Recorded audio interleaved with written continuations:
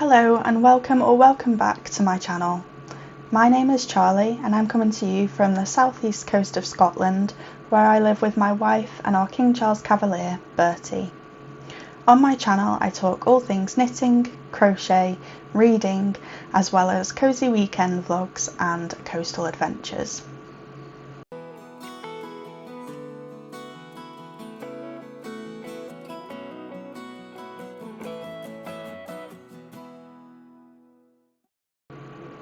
Welcome to episode 2 of the Skein Story podcast. I am so excited to be here with you today because I have got so much to share with you. But before I start, please make sure that you've got a drink of something lovely and your latest work in progress so that you can sit and knit with me whilst I show you what I've been working on. So let's get started.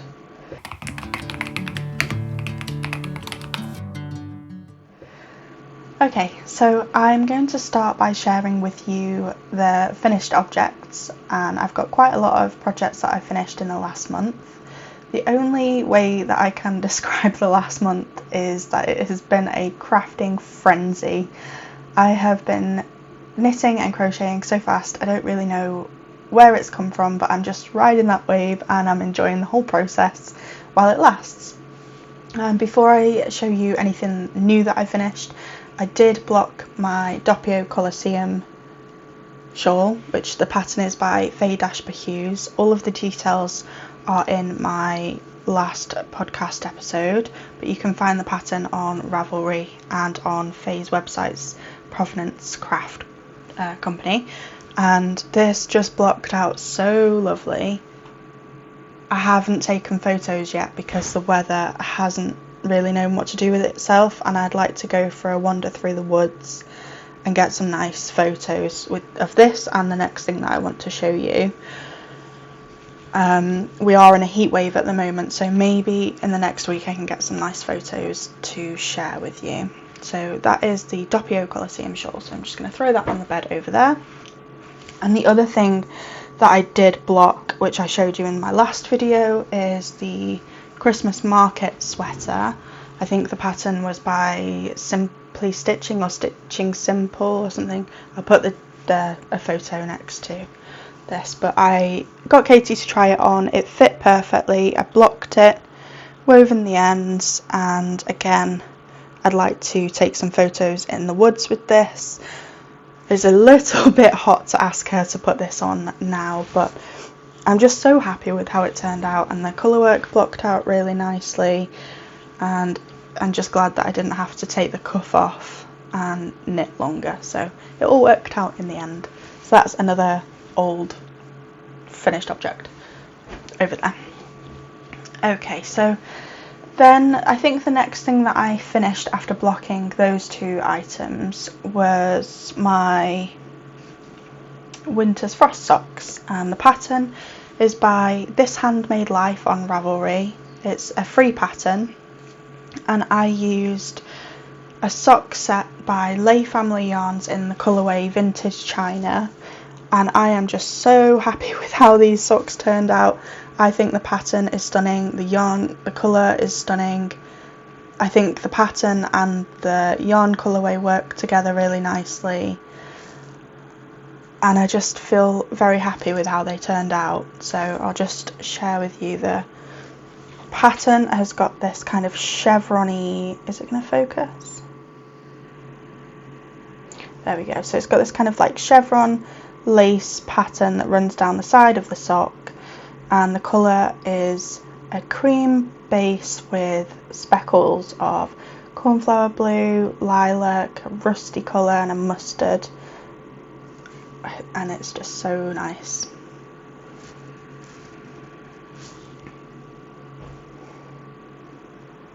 So they're my Winter's Frost socks. So I'm just going to throw them over there and show you what I worked on next. Then I made a baby blanket, which I did show you the pattern in my last episode, and that is the Picket Fence Baby Blanket by Daisy Cottage Designs, and it's a free pattern again on Ravelry. and I used 3 balls of Hayfield Soft Twist in the colour white, and this yarn is 90% acrylic, 10% merino, and I had it in stash. I've still got a few more left, so hopefully I can make another baby blanket in the future. And I followed the pattern, and then for the edge I just did around 5 rows of linen stitch, and I think this worked out so nicely. It's such a simple pattern, it's a new to me pattern. I always usually make the call midwife blanket, so I'll just move back a bit so you can see. It's quite a nice size actually. And I blocked this and steamed it because it's mostly acrylic and it's kept its shape, and now that I've shown you, I can get this wrapped up for the post and send it to a friend who is going to be having a baby girl soon. Yeah, really happy with that pattern. I will definitely be using it again in the future. Then next is another pair of socks. I did warn you that I have been manically crafting this last month. The next pair of socks, it's also a pattern that I shared with you in my last podcast episode in patterns that I want to make next, and that is the Blahan socks. The pattern is by Faye-Hughes, and I knit these in a Vicky Brown Sparkle sock 4-ply in the colour Sakura, which has this fleck of like a shimmering strand. Is silver, not gold. Is it gold or silver? I'm not sure, but it's got this metallic sparkle running through, which is really subtle. And I use scraps of Knit Global 4-ply in the colour Plum, which I've used on a couple of pairs of socks now, and I still have a little bit left, but I used that for the embroidered flowers. And I am in love with this pattern.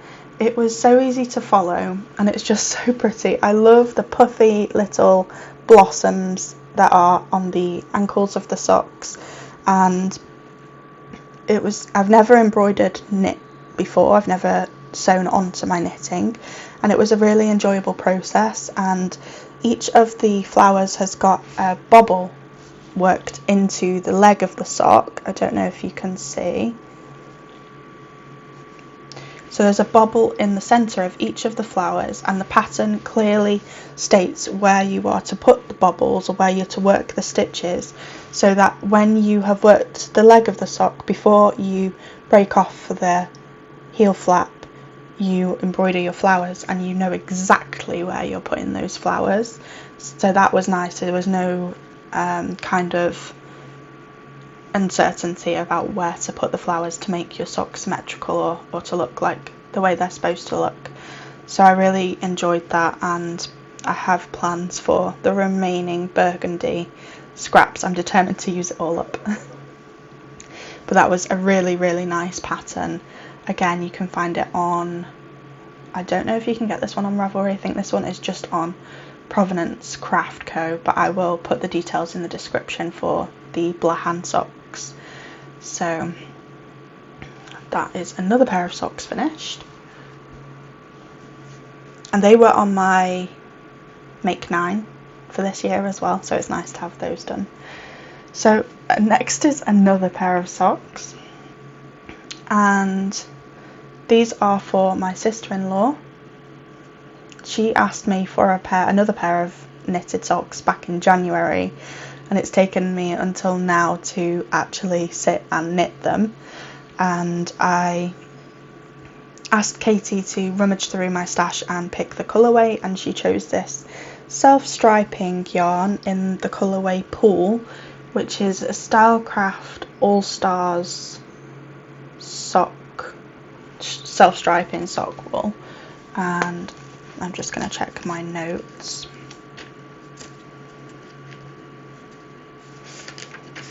I keep details of my Make 9 and project notes in my Hobonichi journal.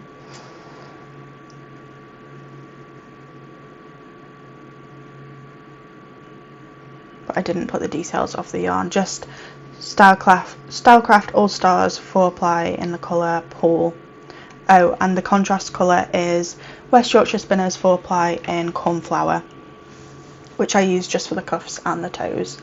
And I am so happy with how these turned out. I split the yarn into 250-gram balls and matched the stripes up so that we have 2 matching socks, and they came out perfectly. I was so happy with that. And they are 56 stitches in the round, knit 3, purl 1 on the cuff. I think I did 12 rounds of the rib, and I used a 2mm needle for the cuff and then a 2.25 for the rest of the sock. And they are blocked, dried and ready. I was going to post them, but they're going to be with us in August, so I'm just going to keep hold of them and give them to her then. And I've also got an idea for another pair of socks to knit her, whether that's going to get done before I see her in August or maybe it's a Christmas present. But yeah, so that is socks for my sister-in-law finished. So the next project I cast on, because the socks that I was knitting for my sister-in-law, I was hoping that they would still be on my needles for a knit and natter meet up with a friend at a local pub, and I actually finished them in 3 days, I think, so I finished them faster than I intended to. And then I was panicking because I didn't have any other work in progress that was easy enough for me to just sit down and knit at the pub while chatting. So I did cast on Yarn Cozy, and the pattern is by Sandra Zimmerman. Sorry, I've got some fluff from some of the yarn stuck on my chin. So I knit myself a Yarn Cozy, and this is too big. It's about 1 inch too long, so I actually folded the cuff down, but I know for next time I can measure it against this one that I should just knit 1 inch shorter before starting the rib. But I used an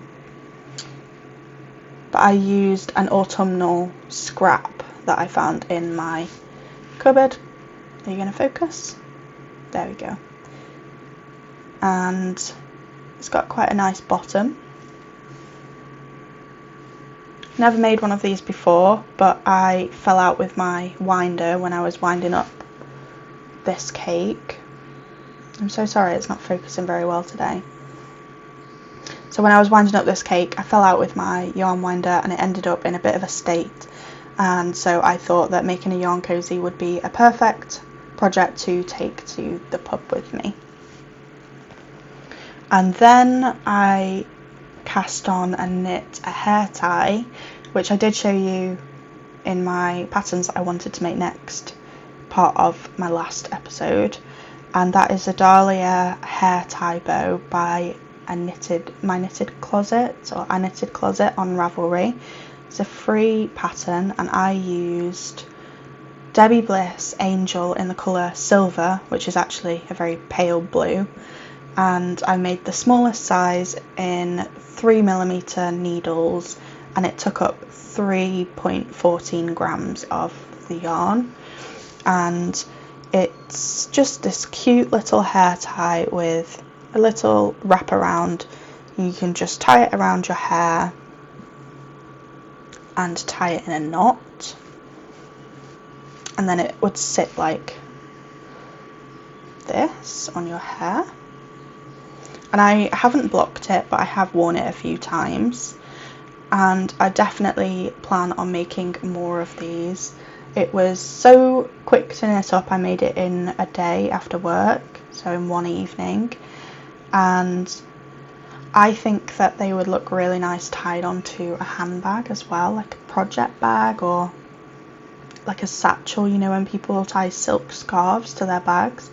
I think this would work really nicely, and I don't know how much bigger the larger bow is, but I'd give it a go. And I made blue because it was the scrap that I had to hand, but I do have more of this yarn available, and this is Debbie Bliss Angel, which is 70% mohair, 30% silk, and I do have other colours in stash, particularly like a nude or pale pink colours, which I would like So yeah, I do wear a lot of blue though. I have a lot of blue dresses, so this is perfect.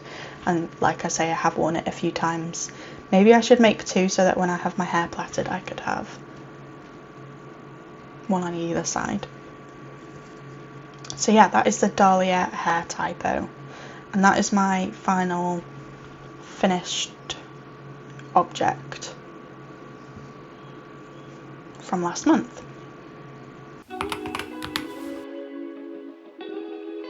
So now we are at our works in progress, and I currently have 4 works in progress, which is quite a lot for me at the moment. I think I mentioned in my last video, I used to have many works in progress on the go at one time, but I found it quite overwhelming, so I reduced that down to just a couple at a time, and I've just been feeling this rush of inspiration and motivation with crafting at the moment that I've just been casting on, knitting or crocheting, and casting off so fast that I have actually cast on a few more projects than I would, and that has amounted to currently 4. I still have my Sophie's Universe blanket on the go. I'll just get it so I can show you.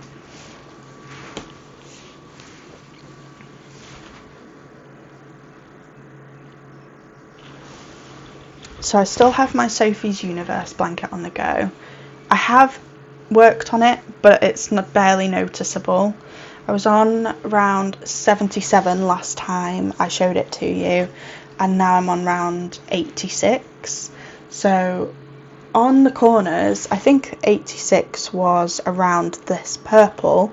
So on the corner of the blanket you can see it has made quite some progress, but on the sides of the blanket where it's just double crochet, it's barely 2 inches in progress. And obviously the blanket's getting bigger, so every round is taking longer, but this has been in progress for over a year now, and I've decided that that's enough. It needs to be finished.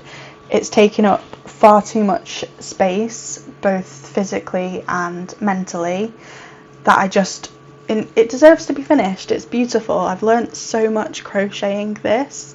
I really like the colours, and I've got a friend in mind, and I just want to get it finished so that I can put it in the post and surprise her. So if I don't have a finished Sophie's Universe blanket to show you in my next episode, please tell me off in the comments and remind me that I need to focus on this. And it's probably the worst time for me to focus on this because we are experiencing a heat wave in the UK, and this is quite a heavy double knit blanket, but I don't care. I want to get this done.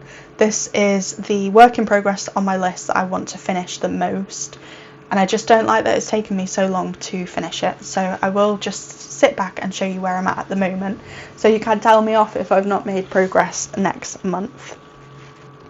So we're here. I hope that's focusing. I can't see. Okay, so that's my Sophie's Universe. Make me finish it, please. Then I did cast on the leaflet shawl that I showed you in the last episode of Skein Story as a pattern that I wanted to try next. And it's the leaflet shawl pattern by Justina Lokoska. I'm so sorry if I'm saying that name wrong. Lokoska. I'm really not that far into the pattern yet, but I am really enjoying it. I think this is the front side, but I know it's not, but I think it's reversible because it's nice on both sides, and I really want this to focus so you can see the leaf like lace patterns. So I'm really not very far into this project just yet, but I did settle on the Bird Street Yarns 4-ply for this project in the colourway Old Number 7. It's 425 metres per 100 grams, and it's a 75-25 merino nylon blend. And I just really love this colour. It's so autumnal, and I know that it's summer now, so we don't need the autumn vibes, but if I can get this finished for this autumn, I'm going to be so proud of myself. I haven't knit a lace shawl before, so this is something new to me, and I really like following a chart. I think that when you're following a chart, you notice the progress that you're making so much easier than when you've not, because you're constantly moving on to the next line, either using washi tape or a magnetic ruler or something to move up the chart. I think it just makes you feel like you're going faster than you would without a chart. So I like doing colour work for that reason as well, even though I'm not the best at colour work. But I'm really happy with this, and it's going to take me some time to finish it just because it's quite a complex pattern, but it is written really nicely. It has this slip stitch edge followed by a little bit of garter stitch, and then we've got the increasing leaf lace going along the bottom, and it's got a flat point. I don't think that it's doing very much justice on camera as to how pretty this is, but I can't wait to finish it and block that lace out so that you can see all of the leaves. And the cake of this yarn is living in my new yarn cozy, and again it's really giving the autumn vibes, so hopefully I can get this shawl finished for autumn. I really like how these two match together. Okay, so that is leaflet shawl. My next work in progress is another pair of socks. Surprise, surprise.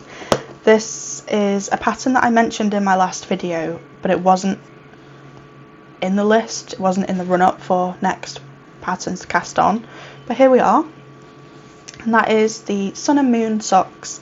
The pattern is by S.J. Griffin, and here I am. I've turned the heels and I've finished the gusset decreases. I'm back down to 56 stitches in the round.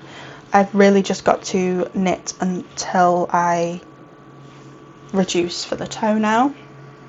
I am so happy with these. They feel so nostalgic and whimsical and take me back to a 90s childhood where everything was witchy, and we had Sabrina the Teenage Witch and Charmed and all of those things. I just think it's so nostalgic. And for this pattern, it is a free pattern, but it's only graded as a 56 stitch sock, and I usually knit for myself a 60 or 64 stitch sock, so I've upped my needle size. So I used 2mm for the cuff and then 2.5 for the body, because I didn't know if the colour work would stop it from stretching out. As I said, I'm not the best at colour work, but I figured the only way to get better is to just practice, and these socks have had my eye for a few years, so I decided it is just time to try and practice. So yeah, to make up for the lower stitch count, I have upped to a 2.5mm needle rather than a 2.25. The main colour, the navy, is a Malabrigo Ultimate Sock, and it is a beautiful deep navy, really rich, vibrant colour. It's got speckles of paler undyed yarn running throughout, and this is 385 meters per 100 grams, and the blend is 75% superwash merino, 25% nylon. And for the contrasting colour, I'm using this skein of River Knits Blueface Leicester 4-ply in the colour Golden Hour. This is 100% superwash BFL, and I had this in Stash as well. All of this is from Stash. I'm trying to knit with what I've got, and this colour is stunning as well. It's golden and warm, and the variations in colour are magical, and let me show you how well this works for the moons. So please ignore my awful colour work and tension, but can you see how nice the variation in this golden colour is on the moons particularly, and the little singular colourwork stitches below and in between each of the rounds, the little speckles here. I love it. And this pattern is actually longer than what I've worked up. It's got some suns and I think more stars, but I've ended here because it's the right length for my ankle, and I don't particularly want colourwork running through the foot of the sock, just on the leg. So I've finished here and split for the heel flap. And what I did was I actually knit an extra 28 stitches on one of the socks to bring the beginning of round to the inside of the leg on one of the socks. So the beginning of round seam, or where the jogs are in the stripes, I think you can see here. So this line here is now going to be on the inside of the ankle on both socks, so hopefully it won't be so noticeable. And I'm probably going to finish those in the next night or two. As I say, I'm using a lower stitch count and larger needles than I usually use, so these really should fly off the needles this week. And they're the Sun and Moon socks, free pattern on Ravelry, so go and have a look if you like these. And then the last work in progress that I have is a new project, and it was kind of planned but not completely planned. I have a friend I mentioned in my last episode that I want to knit a baby blanket for. They're having a baby boy, and I originally planned to knit one baby blanket in the white that I have done, and another in Stylecraft Palmer Violet, which is a kind of grey, lilac-y grey colour. And I was going to knit the Sweet as Can Be baby blanket pattern by D Mounds on Ravelry. However, I just thought that this grey looked too purple for a whole solid colour blanket. I'm not sure how that is coming up on the camera, but I thought it looked too purple to just be a solid colour. And I have been seeing these crocheted quilts online, and I really wanted to give it a go. I didn't understand how the construction worked, and I really just wanted to know. So I purchased the Quiet Sky pattern by Anita Gibney on Ravelry. It cost £6.50, and I will pop a photo next to me of what the finished quilted crochet blanket looked like, and I just really wanted to give it a go. So I went into my stash and I thought, actually, this is a great opportunity for me to use up colours that I don't necessarily use, but I'm trying to work through stash, especially any acrylic that I've got, and I've not got too much. It's all just in this way bottom shelf, and so I just pulled out any blue that I had, and I think it's all Stylecraft, but I'm using these colours. Excuse the ends because I was working on this on the weekend. Can you see all of those? So these 4 blues and the Palmer Violet as well, which I'm using as the contrast.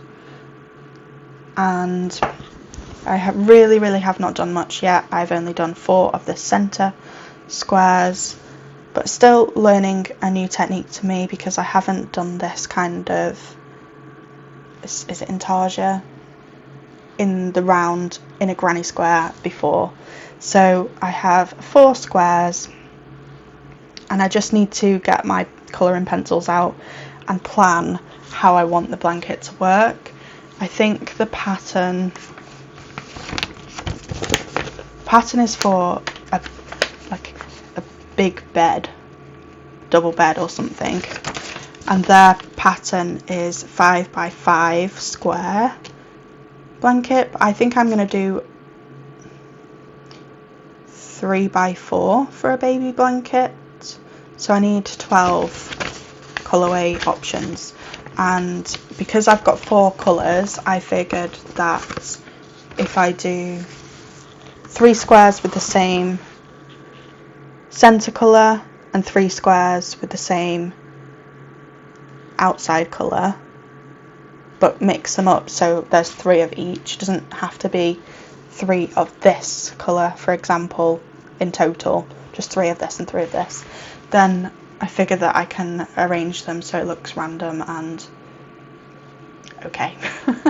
So I will update you on this project, and that's it for my actual works in progress, but I did want to ask for some advice and some help. So I have got a work in progress, it's finished, and that is the Mackenzie lace cardigan, and I showed this in my last episode that I had to just block it and sew in the ends, and it's for my wife, but I asked her to try it on and it is far too big. The body fits perfectly, but the sleeves are huge. They look like, is it Dopey off Snow White and the Seven Dwarfs, where the sleeves are like dangling off the end, and they're so big around in circumference as well as length, but the body fits perfectly, and I know it will block out slightly, but the body's not an issue, it's the sleeves. And I was so proud of knitting this. I'd never knit a cardigan before, I'd never knit a lace garment before, I'd never done a button band before, so I was really proud of it, and I am not in the mindset that I can rip this cardigan back and start it again, and I don't know what to do. Is there a way of me reducing the circumference of the sleeves and frogging them slightly in terms of length and then redoing the cuff? I was wondering if I could put a seam on the inside and then just cut the excess so that I'm kind of taking off this part of the sleeve and sewing it on the inside. Is that an option? Do I need to try and make the sleeves in a smaller size and attach them to the larger body, or do I need to frog the entire thing and knit a smaller size? I just can't face doing that right now, especially because it's a bulky yarn and it's the middle of summer and I've got so many other projects that I want to work on. So this cardigan has been put in jail. I haven't even got it to show you because I don't want to look at it. I've just shoved it into the drawer and I don't want to look at it, and it's really frustrating for me because it's on my Make 9 list. I tried to choose very achievable goals in my Make 9, and one of my goals for this year is to block the Christmas jumper, to block any outstanding projects that were finished, just needed blocking and ends worked in. And I can't cross that off my Make 9 until this cardigan is done, because that was in that selection of projects. So it's just a really frustrating thing. And I know it's very, very silly, but I am neurodivergent, and so that's like weighing on me that I can't put a gold star next to this Make 9 on my... I can actually show you. I can't put a gold star on my Make 9 here because I can't do the jumper, the cardigan. So any advice, please let me know in the comments. I would really appreciate any help or ideas of how I can make the sleeves smaller in circumference. Length isn't so big of a deal because I know that I can just pick up fewer stitches and redo the cuff at a lower point. It's more the circumference because I'm following a lace chart. It's not so much that I can just reduce the stitches. And then if I knit a smaller sleeve, would it fit onto the cardigan without looking weird? Yes. So that's that. I will try and take some photos or videos of the cardigan to insert here when I edit. So that's it. Please help. I'm really sorry about the camera not focusing today as well. I don't know whether it's just the heat affecting it or what. I didn't have this problem. Maybe it's the lighting. Didn't have this problem last time I filmed. Okay, now on to future projects that I would like to make. Now, last month I showed so many different projects that I wanted to make, but this month I'm not going to do that. I do have a few, but I'm very happy in the knowledge that the works in progress that I've got on the go at the moment, they are going to take me longer than smaller projects like socks. Like the sun and moon, star and moon socks, they're going to be finished this week, but the Sophie's Universe blanket and the quilted baby blanket and the leaflet shawl, they're going to take me a lot longer. And it's so warm and hot at the moment here in the UK, and I'm just very happy to take my time and just relax and really enjoy the process of making those. I'm not in any rush, and so I have picked mostly socks for projects that are lined up for next, and I'm very excited about them, but I'm not going to beat myself up if I don't get around to them. I don't need to have these finished to show you next month. But the first project that I want to cast on are the lobster socks by Summer Lee, and I actually have the pattern book here, which is a new acquisition, and I did buy this specifically for the lobster socks, which I obviously can't find now. I'm looking for them. Lobster socks, aren't they just the cutest? So in the area that I live in Scotland on the coast, lobsters are quite common, and it's a big part of the local business. And so when I saw these socks, I thought, I really want to make my wife these socks. She likes fun, quirky socks. And so yeah, the lobster socks, I want to cast those on. And the socks in the book, I've lost them again, have blue and white stripes with a beige cuff, and I have chosen these two colours from Stash for the stripes. These are socks, yeah, by Coop Knit, which is Fibre Spates, in the colour 119 Larimar and 120 Azurite, and they are 75% fine superwash merino, 25% nylon. They are 50 gram hanks, 212 meters per 50 grams. And so these are going to be the colours for the stripes. I will just try and focus on the colours so you can see them.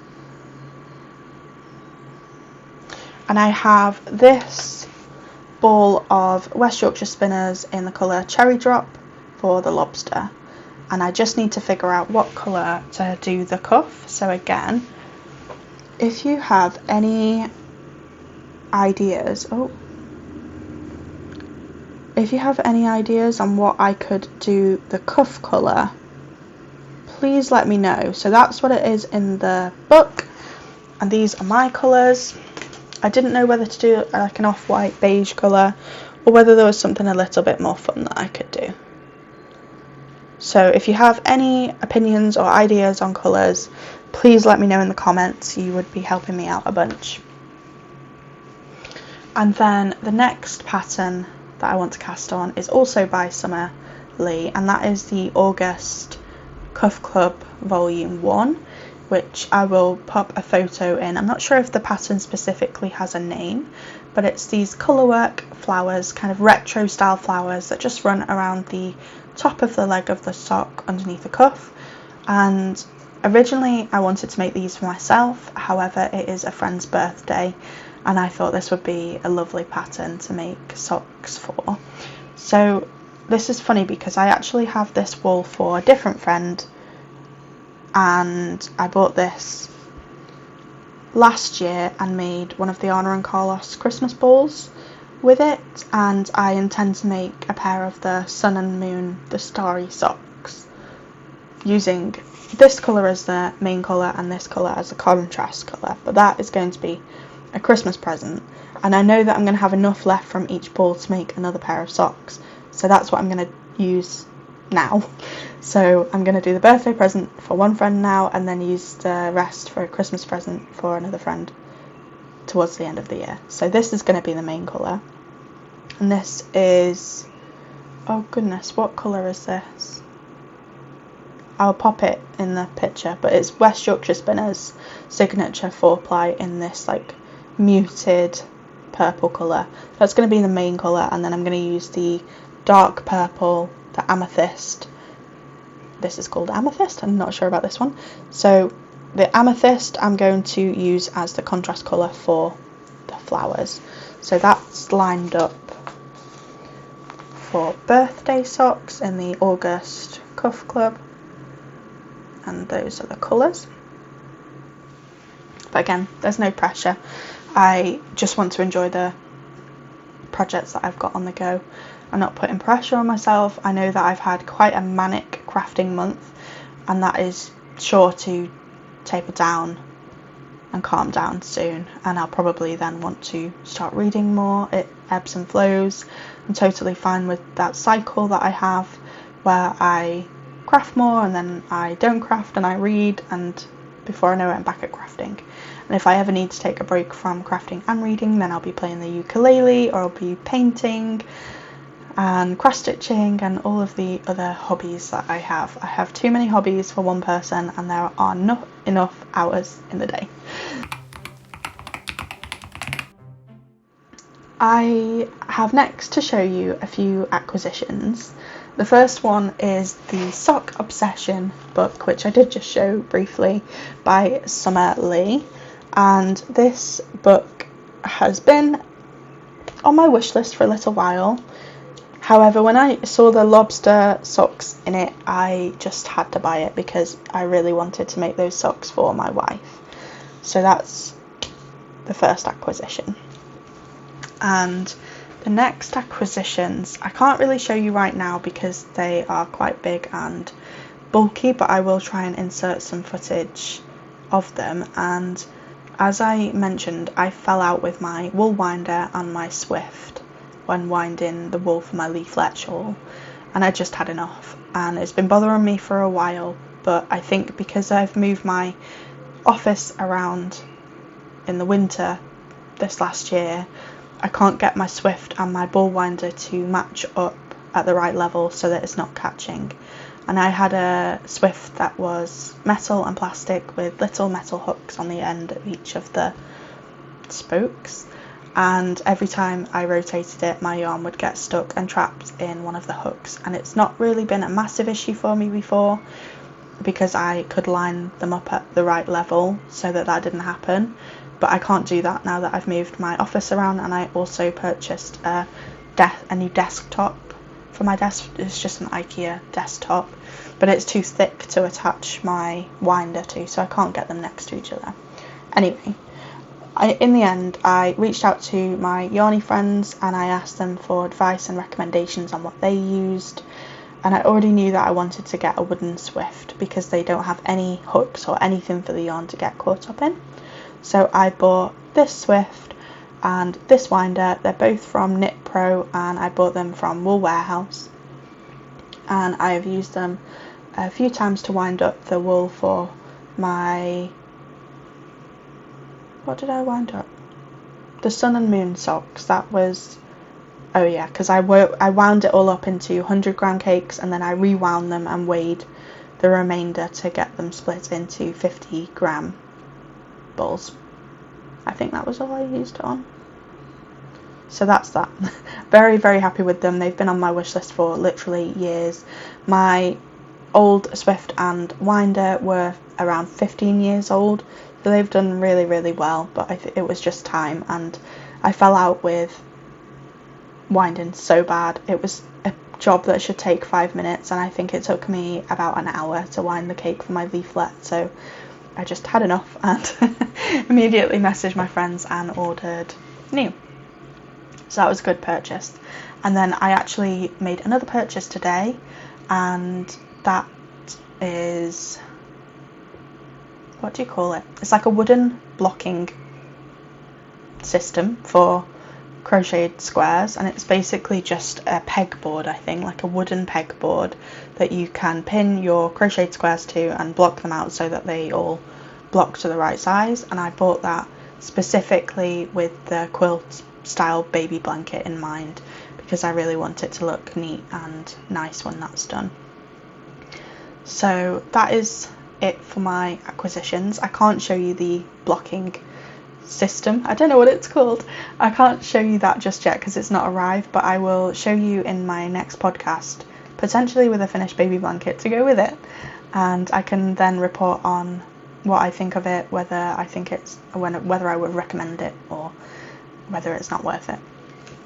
So I did not buy my redesigned bag, not yet anyway.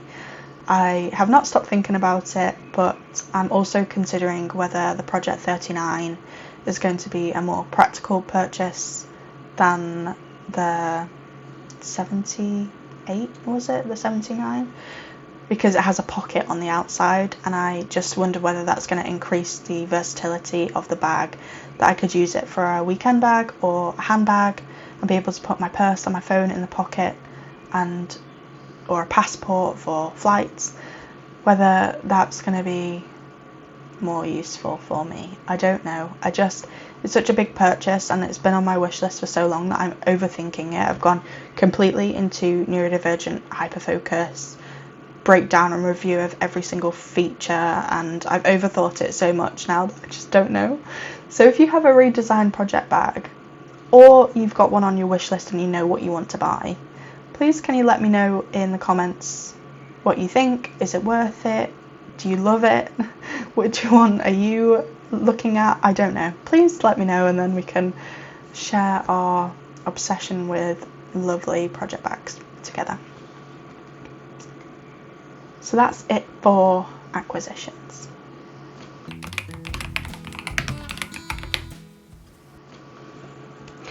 Now on to books, and I think you've probably gathered by now that I've been crafting that much that I have barely read, and I am not necessarily in a reading slump because I'm still enjoying reading. I'm not having to force myself to do it.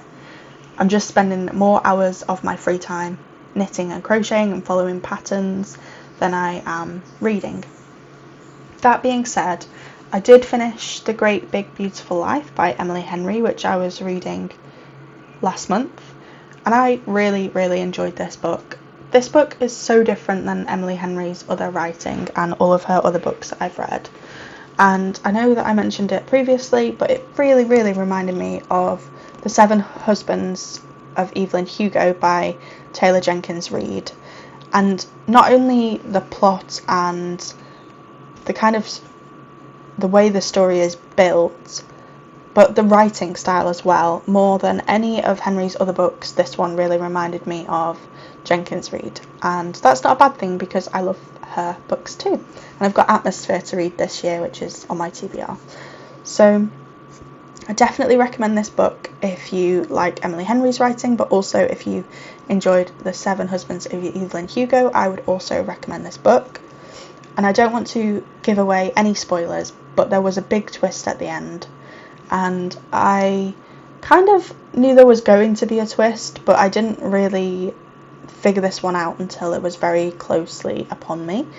And I'm not going to spoil it for you, but if you enjoy summer romance books and you kind of like the vibe of The Seven Husbands of Evelyn Hugo, then I really recommend Great Big Beautiful Life.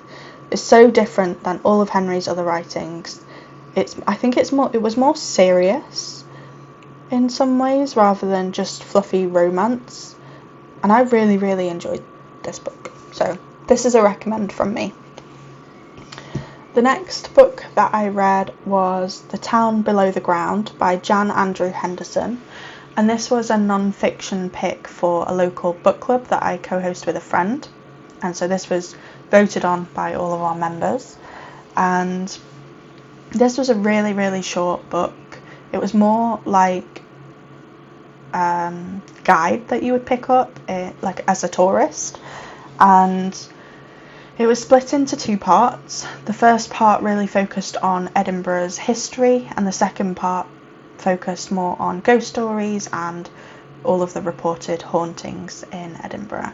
But I think the book was only around 110-120 pages, so I read this one really fast and I really enjoyed it. However, because it was so brief, I did question some of the detail, and when history is made to be so palatable or so digestible, it's obviously going to be missing things, and so parts of the book bordered on fiction.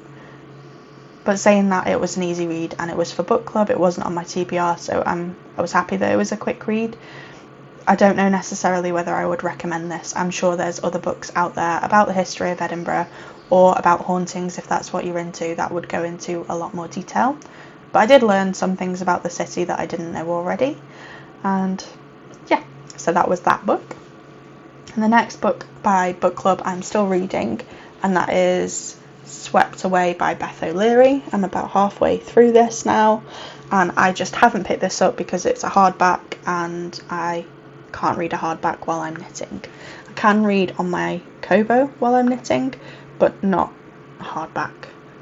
So it's just, I need to just sit down and focus on it. I need to spend an afternoon where I don't do anything but read, because I'm enjoying the story, but I can't really tell you what happens yet because I don't know myself. And then my current read is on my Kobo, and that's A Crown of Midnight by Sarah J. Maas, and that is in the Throne of Glass series.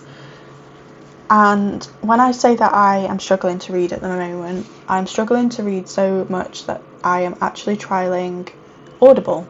And so I'm reading this book half on my Kobo and half on Audible, just to get me through my TBR whilst I'm crafting so much. And I've never done this before, but I'm really enjoying it, and I really am enjoying the option on Audible of read and listen, so that I can actually track. I struggle with auditory processing. I don't know. I struggle to take things in through my ears and actually remember them. So if I hear something, it doesn't always reach my brain. So to be able to track and read and listen, I think it's called, has been super helpful. And I'm not sure if that's available on all books on Audible, but I'm doing a free trial at the moment, and so far I'm really enjoying it. So potentially I will carry on with that. And then I don't suppose I'm going to probably finish Crown of Midnight either tonight or tomorrow, and then I need to sit down and finish Swept Away. And I have a buddy read to read with a friend for June, which I haven't even started yet, and that is The Daisy Chain Flower Shop, I think that's what it's called, by Laurie Gilmore, and that is also on my Kobo. And I always read Laurie Gilmore's books super duper fast because they are fluffy romance, lovely summer reads, and I'm just trying to find it on my Kobo. It shouldn't take me too long to read. I'm probably still going to just be about reading that though in July. And I didn't get round to Our Perfect Storm by Carly Fortune.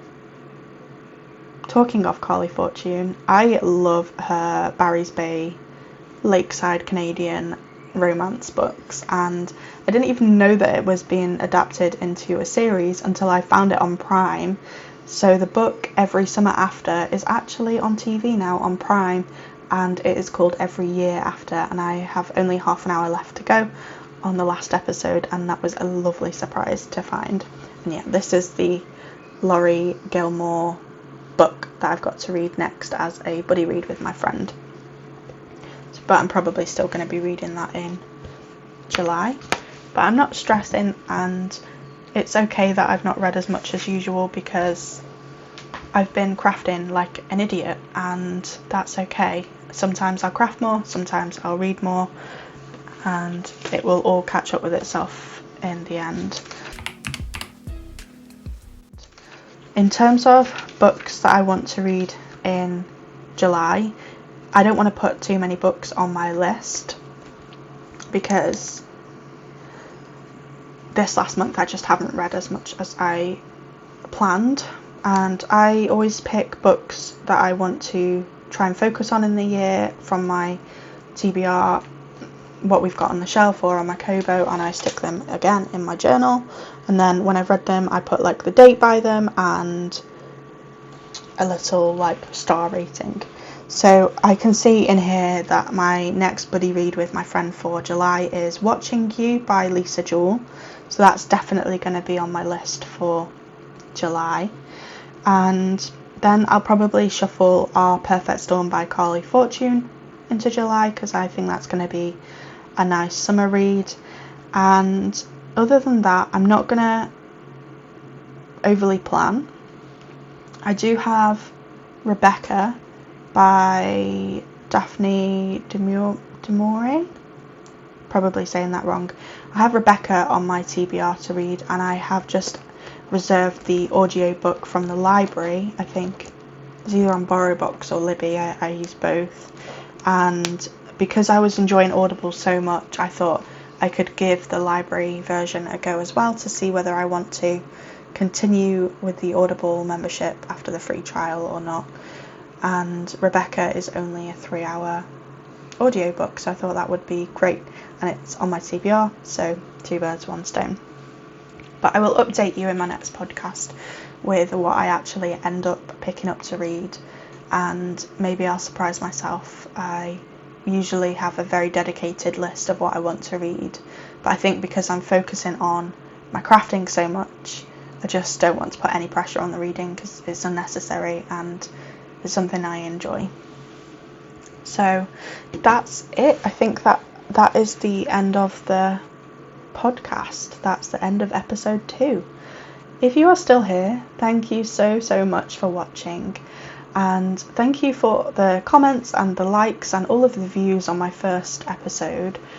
I was so nervous to film that episode last month, and I ummed and ahed, and I had to edit out so many ums, probably about 500 ums, and I'm not even exaggerating. And I didn't even notice I was doing it, so I hope that when I come to edit this one, I haven't done the same.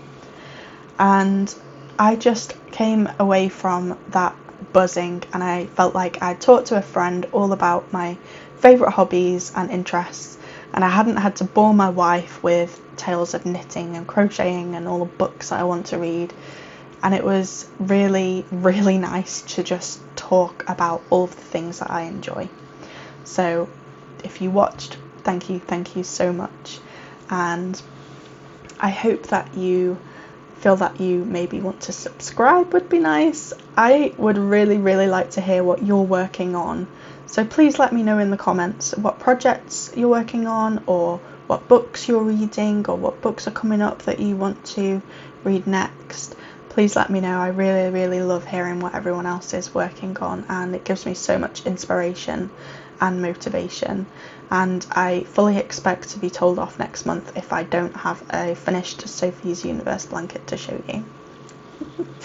So that is it from me. Thank you so much for watching again, if you're still here, and I will see you next month.